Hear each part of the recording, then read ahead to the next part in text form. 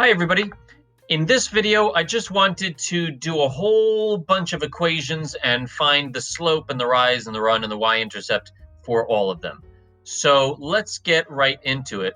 Remember, if an equation is in the form y equals mx plus b, then m is the slope, which can be broken apart into the rise over the run, and b, it basically gives you the y-intercept if you just stick a 0 in front of it.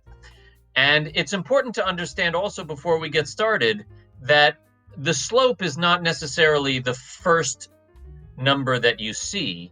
The slope is the number that is next to x, okay? And the y-intercept, or the y value of the y-intercept, is the number which is not next to x. All right, so for at least a couple of these examples, well, at least one of them, you'll see the y-intercept given first rather than the slope given first. All right, so let's get into it. Here, I see next to x, I see the number -3/4. And that tells me, let me just remind you, next to x, that's the slope. And then the number that is not next to x, that's the y-intercept. Okay, so next to x, I see -3/4. So that means that my slope is -3/4, which can be broken up into a rise, which is the numerator, and we can stick the negative in there also. So -3, and the run would be the denominator, 4. And the y-intercept would, if you write this, that is incorrect. The y-intercept would actually be 0. Don't forget that 0. 0, 2. Okay, we see a plus sign, so b is just 2, so that's 0, 2 there. Over here, what's the number that is next to x? That's going to be our slope, and that is 9. Now, how can I break this into a rise and a run? Over here, it was easy because it was already given to us as a fraction. But what we can do if it's not a fraction, we can realize that 9 is really the same thing as 9/1, isn't it? So if it's not a fraction, you could still write it as a fraction just for the purposes of writing the rise and the run. So now I can see very easily that the rise here is 9 and the run is 1. And the y-intercept would be the number which is not next to x. So this term does not have an x next to it. And so that, if I really wanted to get it into this form, where there's a plus sign here and not a minus sign, I could say that -7/8 is the same thing as plus -7/8. So I could rewrite this whole thing as y equals 9x plus -7/8. That's the same thing as saying -7/8. So that tells me that the y-intercept here is going to be 0, -7/8. Okay, I'm not going to rewrite that every time in this video. I think that's the only one that I'll do. From now on, if you see a negative, we can just treat, if we see a minus sign, then we could just treat it as a negative, because we know that we could, if we wanted to, rewrite it as plus negative. All right? So moving on here, what if we have this now? What's the number next to x? It's this, again, I'll treat this as a negative, even though it's really a minus, -7/8, okay? So that means that the slope is -7/8. We'll break that into a rise and a run. And the y-intercept would be this number which does not have an x next to it, which is just 9. And so my y-intercept, well, this isn't really the y-intercept. It's the y value of the y-intercept. And then the x value is always 0. So 0, 9 is our y-intercept. Okay. Continuing. Okay, so continuing here. Now here I can see the number which is next to x is 5. So that's my slope. My slope is 5. And I can break that into a rise and a run by realizing that 5 is the same as 5/1. So again, just for the purposes of writing the rise and the run, I'm going to rewrite this as a fraction so that I can see very clearly that the rise is 5 and the run is 1. Now, what would the y-intercept be? We don't see any other numbers here. Well, if I were to ask you how old you are, you might say 12 years old, right? What if you said, I'm 12 plus 0 years old? Does that mean the same thing? Well, it's kind of a weird way of saying it, but it does actually mean the same thing, right? 12 plus 0 is the same as 12. And similarly, 5x is the same thing as 5x plus 0. So if we don't see another number there, we could just stick in a plus 0 just to make it explicit, and now we can actually see it with our own eyes. Ah, that must be the y value of our y-intercept. So our y-intercept is going to have that y value of 0. And of course, the x value is always 0 anyway. So our y-intercept is 0, 0. Now over here, how is this problem different from the one that we did before? Here, this does not have an x next to it. This one did. So back here, this 5 was our slope, but this time, since it doesn't have an x next to it, we know that the 5 is the y value of the y-intercept, and then we always put a 0 in front also. So the y-intercept is 0, 5. Now, what is the slope? Just like we did last time where we added 0, and that really didn't change anything, we could also say that y equals 5 is equivalent to y equals 5 plus 0x. Again, if we're just adding 0, or if we're just adding 0x, which is also equivalent to 0, then we didn't really add anything. So we didn't actually change anything here except how it looked, but we didn't change the value. So it's okay that we did that. And now we can see clearly that the slope must be 0. And for this one, you got to be careful. You might be tempted to say that the rise is 0 and the run is also 0. But no. So let's draw a little graph of what this would actually look like. Y equals 5. What does that mean? So let me draw a little coordinate plane here. And this can be my x-axis, and this is my y-axis. And we have, I'll just draw a little bit here. 3, -1, -2, -3, 1, 2, 3, 2, 3. Oh, actually, you know what? I'm going to need more. I'm going to need a little bit more space here. Okay, 3, 4, 5, 6. Okay. All right, -1, -2, -3. And then this would be 0 for both the x-axis and the y-axis. And then 1, 2, 3, 4, 5, 6. Okay. All right. So what does this equation y equals 5 actually mean?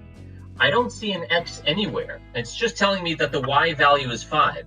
So what that means is, no matter what the x is, y is always 5. So if x is 0, then y is 5. If x is 1, then y is 5. If x is 2, then y is 5. You getting the idea? If x is -1, then y is 5. If it's okay, so when I don't see an x, and then I could just draw a line through here, and I'm not just playing connect the dots. This line is really telling me that even in between these dots over here, y is still 5. So for example, if x is 1.5, then y is still 5.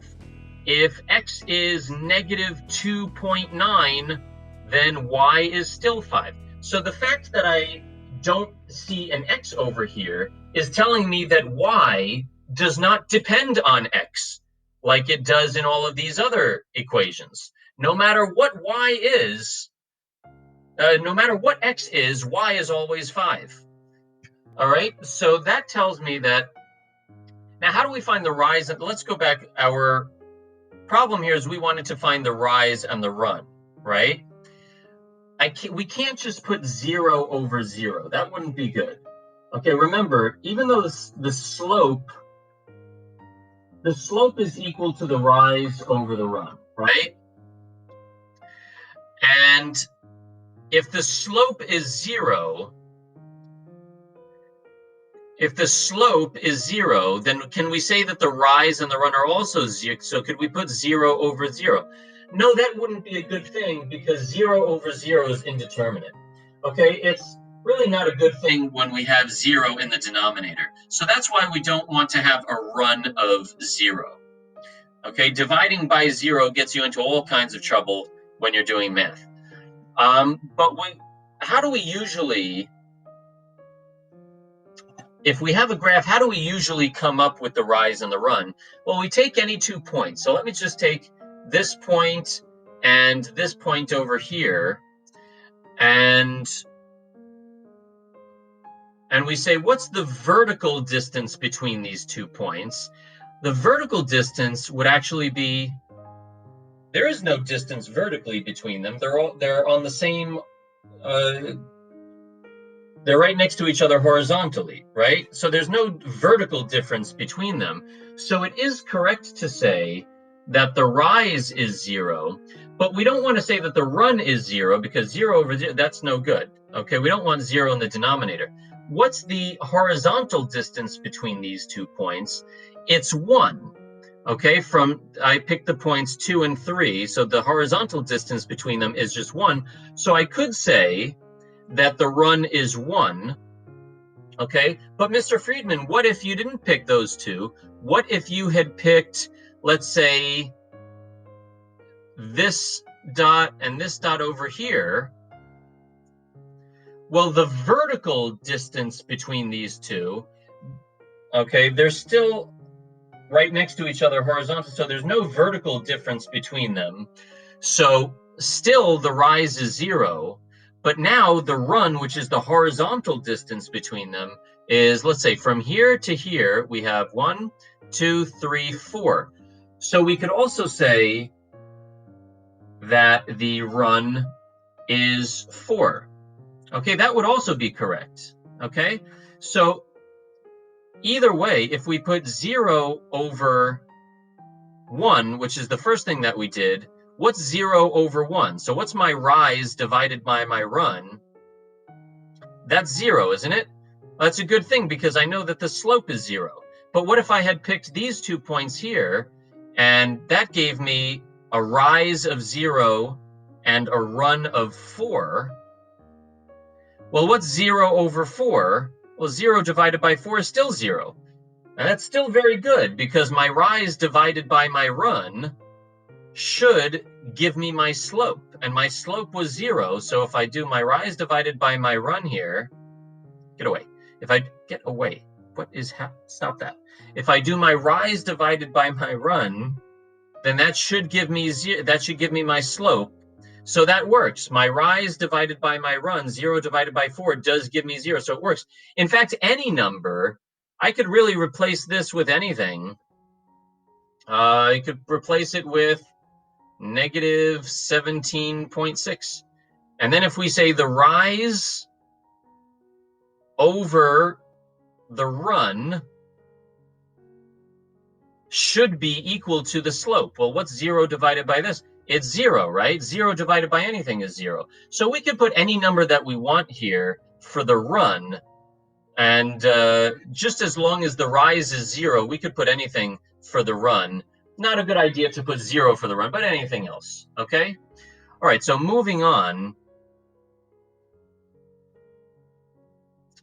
So this one, we had 0, 0. Run, really, we could put anything. Okay, and the y-intercept was 0, 5. Okay, what about this one? Here, the number next to x is 2/11ths. So the slope is 2/11ths. The rise is 2, and the run is 11. The y-intercept, we don't see another number here, there. Another number there. Wow. So we could just say that the y-intercept is 0, 0. And then finally here, is this the slope like it was before? No, because this one had an x there, this one doesn't. So that means that for this one, this must be the y-intercept, or at least the y value for the y-intercept. And the x value is always 0. And the slope we could write plus 0x here if we wanted to. So the slope here would be 0, and the rise would be 0, and the run, we could put 3. Okay, we could put -4, doesn't matter. The rise, or the run could be anything that we want. Okay, it would all work because the rise, 0 divided by the run, divided by anything else other than 0, is equal to 0, right? Okay, so that's that, and have a great day.